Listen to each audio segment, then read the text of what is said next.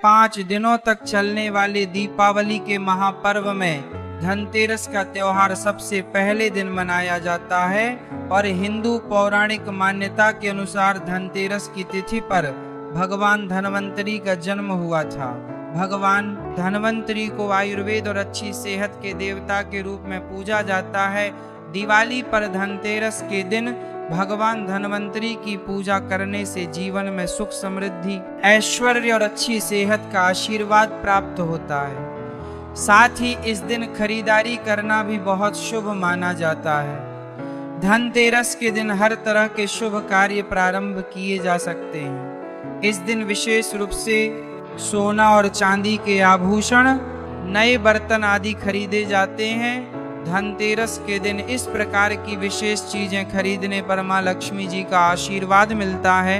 ऐसी मान्यता है कि धनतेरस के दिन हम जिस भी वस्तु की खरीदारी करके लाते हैं उसमें 13 गुना की वृद्धि होती है। इसलिए आपको ध्यान रखना है कि कोई भी ऐसी गलती ना करें, ऐसी वस्तु खरीद कर ना लाएं जिससे कि अशुभता आ जाए। तो धनतेरस के दिन ये चीज कौन सी है, खासकर हम आज के प्रवचन में आपको बताएंगे कि आपको इन 13 विशेष चीजों में से आपको कुछ ना कुछ वस्तुएं खरीदनी ही चाहिए। अगर आप इन सभी 13 वस्तुएं ना खरीद पाए तो इनमें से जो भी आपकी सामर्थ्य हो वह वस्तु आप घर पर खरीद कर ला सकते हैं। धनतेरस के दिन मां लक्ष्मी जी, कुबेर देवता और धन्वंतरी भगवान की पूजा करने से घर हमेशा धन धान्य, सुख सुविधा और वैभव से भरा रहता है। धनतेरस के दिन जो लोग सोने चांदी से बने हुए आभूषण या सोना चांदी न खरीद पाए उन्हें भी इस दिन कुछ चीज अवश्य ही खरीदनी चाहिए। सबसे पहली वस्तु है नई झाड़ू। धनतेरस के दिन नई झाड़ू खरीदना बहुत शुभ माना जाता है। झाड़ू को मां लक्ष्मी जी का प्रतीक माना जाता है और ऐसा माना जाता है कि नई झाड़ू से धनतेरस के दिन पहले पूजा करके फिर उसका प्रयोग करने से घर की सारी नकारात्मक ऊर्जा दूर हो जाती है और घर में सुख समृद्धि का वास हो जाता है। अगर हो सके, सामर्थ्य हो तो धनतेरस के दिन एक झाड़ू का गुप्त दान करना चाहिए। इसे आप मंदिर में किसी चौराहे पर या ऐसी जगह पर जहां से कोई भी जरूरतमंद व्यक्ति इस झाड़ू को उठाकर ले जाए वहां पर आपको रख देना चाहिए। दूसरी वस्तु है साबुत धनिया। धनतेरस के दिन आप कुछ लेकर आए या ना आए, साबुत धनिया तो हर कोई ला सकता है। साबुत धनिया लाकर दिवाली के दिन उसे पूजा करने के बाद अपने ही घर में क्यारी में या गमले में डालना चाहिए। और ऐसा करने से कहा जाता है कि घर में आपके जो भी धन है, जो भी आय है, उसमें बरकत होने लगती है। अगर आए दिन अनावश्यक रूप से खर्चे होते हो तो उसमें भी रोक लग जाती है। इस दिन नमक भी खरीद कर लानी चाहिए। नमक अगर आप डली वाला लाते हैं तो और भी शुभ बरकत होने लगते हैं। लेकिन आजकल डली वाला नमक मिलना हर जगह मुमकिन नहीं होता है। तो आप जो भी नमक आपको मिल पता हो वो नमक आप इस दिन घर पर लेकर आएं। धनतेरस से लेकर दीपावली के अगले दिन गोवर्धन और भाई दूज तक आप इसी नमक का प्रयोग करें और इन 5 दिनों तक लगातार आपको नमक का पोछा भी घर में लगाना चाहिए। ऐसा करने से एक तो दरिद्रता दूर हो जाती है और घर से नकारात्मक ऊर्जा भी दूर हो जाती है। चौथी वस्तु जो आपको घर पर लानी चाहिए वो है गोमती चक्र। कहते हैं कि जिस घर में गोमती चक्र होता है वहां सुख, सौभाग्य और समृद्धि की वृद्धि होती है।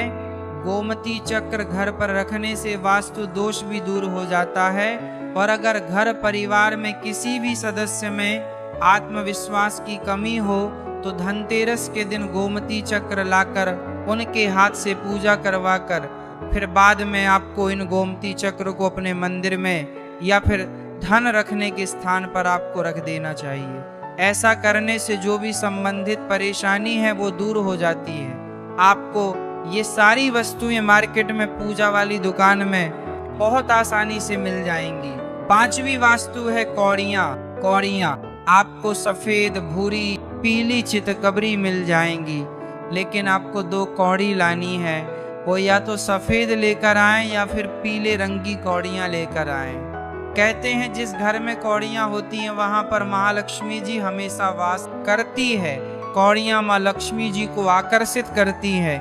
इसलिए आज के दिन आप 5, 7, 11 या 13 कौड़ियां लाकर आप चाहें तो धनतेरस की शाम को या फिर दीपावली की रात को इनकी पूजा करके रोली, अक्षत, कुमकुम अर्पित करके फिर एक लाल कपड़े में बांधकर आपको अपने घर में जहां पर भी आप धन रखते हैं वहां रख देना चाहिए।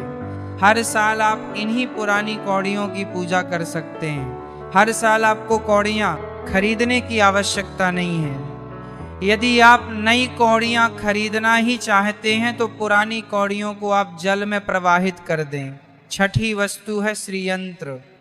श्रीयंत्र खरीदते समय देख लीजिएगा कि उस पर सभी चिन्ह, सभी जो भी निशान होते हैं वह अच्छे से अंकित होने चाहिए। श्रीयंत्र जिस घर में होता है, नियमित रूप से श्रीयंत्र की पूजा जिस घर में होती है वहां पर भी कभी धन का अभाव नहीं रहता। श्रीयंत्र की उत्पत्ति को लेकर धार्मिक पुराणों में उल्लेख मिलता है कि एक बार महालक्ष्मी जी अप्रसन्न होकर पृथ्वी से बैकुंठ लोक चली गई। माता के रुष्ट हो जाने से धरती पर बहुत सारी समस्याएं प्रकट हो गई। ब्राह्मण और महाजन बिना लक्ष्मी जी के निधन हो गए। तब ब्राह्मणों में श्रेष्ठ वशिष्ठ मुनि ने निश्चय किया कि मैं लक्ष्मी जी को प्रसन्न कर पृथ्वी पर वापस ले आऊंगा। जब मुनि वशिष्ठ बैकुंठ में जाकर महालक्ष्मी जी से मिले तो उन्हें पता चला कि महालक्ष्मी जी तो अप्रसन्न है और वह किसी भी स्थिति में पृथ्वी पर आने को तैयार नहीं है। तब वशिष्ठ जी ने वहीं पर बैठकर भगवान विष्णु की आराधना शुरू कर दी। नारायण ने प्रसन्न होकर मुनि वशिष्ठ को अपने दर्शन दिए। वशिष्ठ जी ने श्री हरि विष्णु से कहा कि हम पृथ्वी पर बिना लक्ष्मी जी के बहुत दुखी हैं। हमारे सारे आश्रम उजड़ गए, धरती पर वैभव खत्म होने वाला है। ये सुनकर भगवान विष्णु वशिष्ठ मुनि को साथ लेकर महालक्ष्मी जी के पास गए और उन्हें मनाने की कोशिश की, लेकिन फिर भी महालक्ष्मी जी नहीं मानी। तब उन्होंने कहा कि मैं किसी भी स्थिति में पृथ्वी पर वापस जाने को तैयार ही नहीं हूँ। जब चारों दिशाओं में महालक्ष्मी जी के पृथ्वी पर वापस न आने की बात फैल गई, तब देवताओं के गुरु बृहस्पति जी ने एक युक्ति सुझाई। उन्होंने कहा कि अब श्री यंत्र साधना ही एकमात्र उपाय बचा है, जिसे महालक्ष्मी जी को धरती पर आना ही पड़ेगा। गुरु बृहस्पति जी के निर्देशों से श्री हरि ने धातु पर श्री यंत्र का निर्माण किया और उसे मंत्र सिद्ध प्राण प्रतिष्ठा युक्त करते हुए दीपावली के 2 दिन पूर्व धन त्रयोदशी को श्रीयंत्र पर स्थापित करके विधि विधान से उसका पूजन किया। पूजन समाप्त होते होते माता लक्ष्मी जी को वहां आना ही पड़ा और वे बोली कि मैं किसी भी स्थिति में यहाँ आने के लिए तैयार नहीं थी, ये मेरा प्रण था, परंतु बृहस्पति जी की युक्ति से मुझे आना ही पड़ा। श्रीयंत्र मेरा आधार है और इसी में मेरी आत्मा भी बसती है। यही कारण है कि धनतेरस के दिन श्रीयंत्र खरीदना चाहिए और अपने घर में स्थापित करना चाहिए। 7वीं वस्तु है 7 मुखी रुद्राक्ष की माला या फिर 7 मुखी रुद्राक्ष। अगर आप धनतेरस के दिन 7 मुखी रुद्राक्ष को घर पर लाते हैं और फिर उसकी विधि विधान से पूजा करते हैं या भगवान शिव की पूजा में आप इस रुद्राक्ष को प्रयोग करते हैं, किसी भी मंत्र का जाप करते हैं तो उससे भी आपके घर में कभी परेशानी नहीं आती। किसी प्रकार का कोई अकाल मृत्यु का भय नहीं रहता, क्योंकि दीपावली दीपों का त्योहार होता है और इस दिन अपने घर में अपने अपनी सामर्थ्य के अनुसार दीपक जलाए जाते हैं। धनतेरस के दिन भी दीप जलाने चाहिए। अगर आप चाहते हैं आपके घर में साक्षात महालक्ष्मी जी का वास सदा बना रहे, पूरे वर्ष भर आपके घर में धन की कोई कमी ना रहे, आपको कभी कर्ज लेने की नौबत ना आए, तो ऐसे में धनतेरस की शाम को आप 13 दीपक घर के अंदर और 13 दीपक घर के बाहर जलाएं। ऐसा करने से भी महालक्ष्मी जी का आशीर्वाद प्राप्त होता है। और धनतेरस के दिन 8वीं जो वस्तु है वह आपको मिट्टी के दीपक जरूर खरीद कर लाने चाहिए। मिट्टी के दीपक आप अपनी सामर्थ्य के अनुसार खरीद कर ला सकते हैं। अगर हो सके तो किसी जरूरतमंद को जहां पर धन का भाव हो, ऐसे घर में आप मिट्टी के दीपक का तेल सहित और बाती सहित रुई सहित दान भी कर सकते हैं। नवी वस्तु जो आपको खरीद कर लानी चाहिए वह है लक्ष्मी जी और गणेश जी की मूर्ति। वैसे तो मिट्टी की मूर्ति ही घर पर लाना शुभ होता है, लेकिन यदि आप मिट्टी की मूर्ति लाना चाहे तो धातु की मूर्ति, जैसे कि आप चांदी की, सोने की या पीतल की मूर्ति भी घर पर ला सकते हैं। अगर आपके पास पहले से ही मूर्तियां हैं तो आप जरूरी नहीं है कि हर दीपावली पर मूर्ति खरीदें। धातु की मूर्ति यदि है तो हर साल आप मूर्ति ना खरीदें, लेकिन मिट्टी की मूर्ति हैं तो उनका विसर्जन कर आपको धनतेरस के दिन नई मूर्तियां लाकर उनकी पूजा विधि विधान से करनी चाहिए। धनतेरस के दिन खरीदी गई नई मूर्तियों की पूजा आपको दीपावली की शाम को करनी चाहिए। धनतेरस के दिन आप भगवान गणेश और माँ लक्ष्मी जी की जो मूर्ति खरीदें, वह खरीदते समय ये ध्यान रखें कि दोनों मूर्ति अलग अलग होनी चाहिए और दोनों ही मूर्ति में भगवान गणेश और लक्ष्मी जी बैठी हुई मुद्रा में हो, खड़ी हुई मुद्रा में लाई गई जो मूर्तियां होती हैं वह उग्र स्वभाव की और चंचल मानी जाती हैं। अगर आप खड़ी मुद्रा वाली मूर्तियां लेकर आते हैं तो वैसे में धन का भाव आप पके घर में लगातार बना रह सकता है। और आपको ध्यान रखना है कि जो मूर्तियां आप लेकर आए वो कहीं से भी खंडित ना हो, टूटी हुई ना हो। गणेश जी की प्रतिमा खरीदते समय ध्यान रखें कि उनकी जो सूंड है वह बाईं तरफ मुड़ी हुई हो और उनका वाहन मूषक भी उस मूर्ति में जरूर बना हो। और भगवान गणेश के एक हाथ में लड्डू या मोदक भी होना चाहिए। और महालक्ष्मी जी की जो मूर्ति है वह कमल के फूल पर विराजित होनी चाहिए और उनके हाथ में सिक्के हों या फिर सिक्के गिरने वाली अवस्था में हों। ऐसी मूर्तियां घर पर लाना बहुत शुभ होता है। बहुत से लोग आज के दिन उल्लू पर विराजमान मूर्ति या फिर तस्वीर घर पर लेकर आते हैं, लेकिन आपको हाथी या फिर कमल के फूल पर विराजमान लक्ष्मी जी की मूर्ति या तस्वीर ही घर पर लानी चाहिए। कभी भी प्लास्टिक ऑफ पेरिस, जिसे पोप कहते हैं, प्लास्टिक की मूर्तियां इस दिन नहीं खरीदनी चाहिए और ना ही पूजा में उनका प्रयोग करना चाहिए। आप केवल मिट्टी के या फिर धातु की मूर्ति ही लेकर आएं। अष्ट धातु की मूर्ति भी आप ला सकते हैं। धनतेरस के दिन आपको जो 10वीं वस्तु खरीदनी चाहिए वह है कुबेर यंत्र। कुबेर यंत्र जिस घर में होता है वहां पर धन के देवता कुबेर का वास होता है। साथ ही माँ लक्ष्मी जी भी वहां पर वास करती हैं। आपको उत्तर दिशा में धन कुबेर यंत्र की स्थापना करनी चाहिए। इस दिशा का सही निर्माण परिवार में समृद्धि और खुशियों को लेकर आता है। साथ ही अगर आपके घर में किसी तरह का कोई वास्तु दोष है तो वह दोष भी दूर हो जाएगा और व्यापार में, आपके कारोबार में खूब बरकत भी होगी।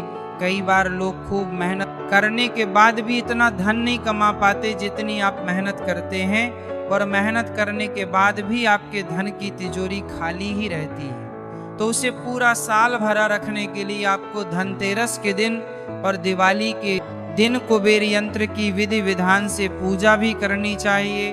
कुबेर देवता के मंत्र ओम यक्षराज विद्महे धीमहि तन्नो कुबेर प्रचोदयात का कम से कम 1 माला या 51 बार जाप करना चाहिए। 11वीं वस्तु है सोने चांदी के आभूषण या फिर सिक्का।